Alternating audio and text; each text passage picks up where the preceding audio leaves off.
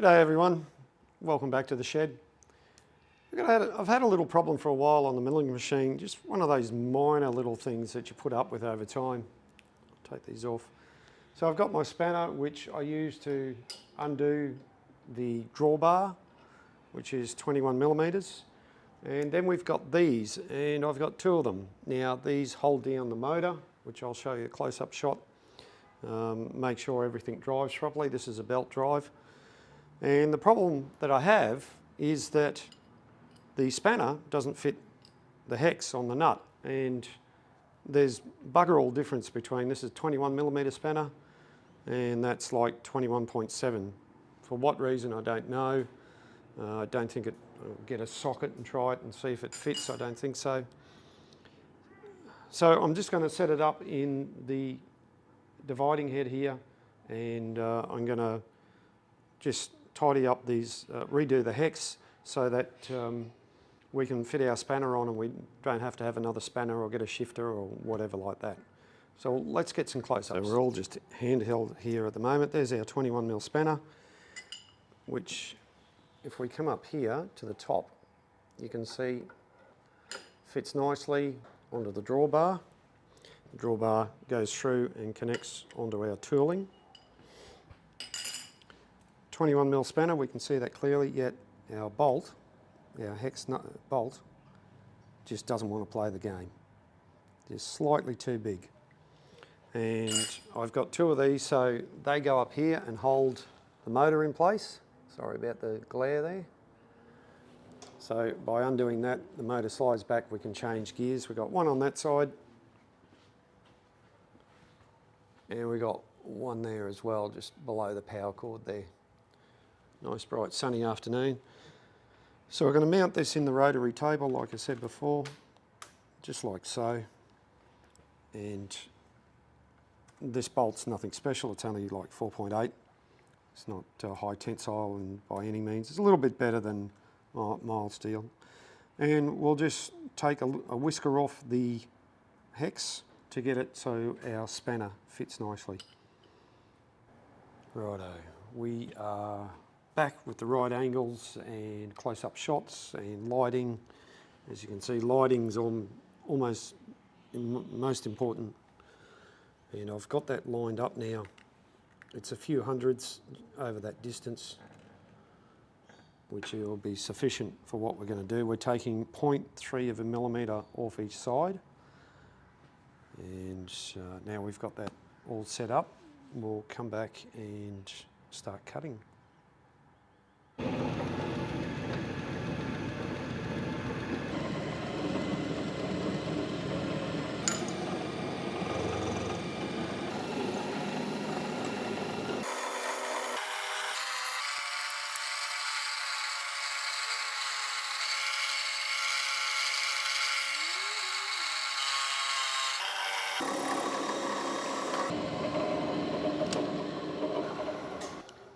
As you can see, that just machined like butter.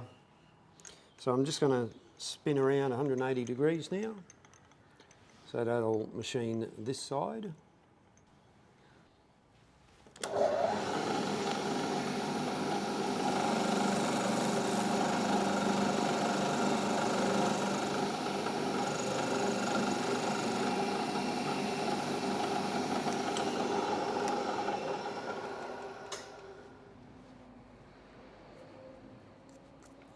Little bit of magnetism going on there. Oh, look at that, perfect. Absolute perfect. And as you can see, just doesn't want to go there, but now just taking that little bit off, that 0.3 of a millimetre, it's just a perfect fit. So now I'll just go around and do the other sides and then back over on the linisher, put a few chamfers on there and put it back in. And I'll show you how, as this bolt holds the motor in place, I'll show you how I've held the motor in place until the end. So we go from 180 around to 240. There we go.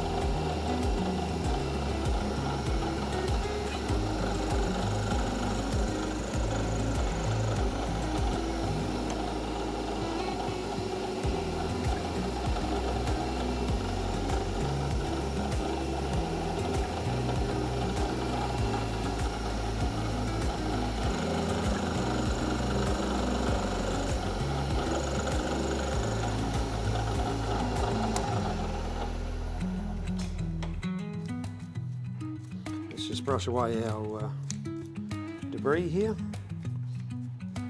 We'll get our spanner and make sure we just fit on all sides.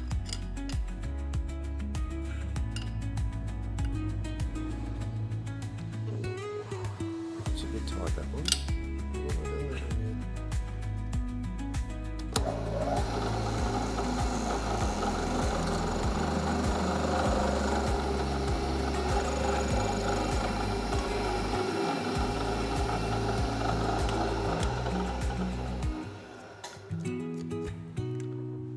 Now obviously if you didn't have a rotary table you could just run a grinder over it, but seeing we've got the tool in place, we might as well take advantage of it.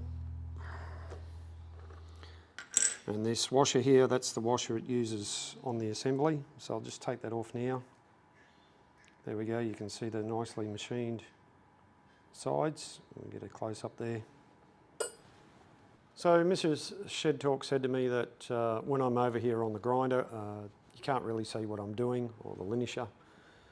So I've got my bit of board here on top of the rubbish bin. This bit of board also doubles as the piece of timber I use for over on the lathe to take the chuck on and off. We've extended Shed Talk suggested that I need to get a close-up view of what I'm doing on the linisher when I'm working on it, because you can't see it from some of the other views that I've done previously. So we're using our bit of board that I use on the lathe. You may just see that on the bottom of the picture there, and we'll have a nice close-up shot. I'll just take these edges off and then I'll run it on the wire buff to take any burrs off.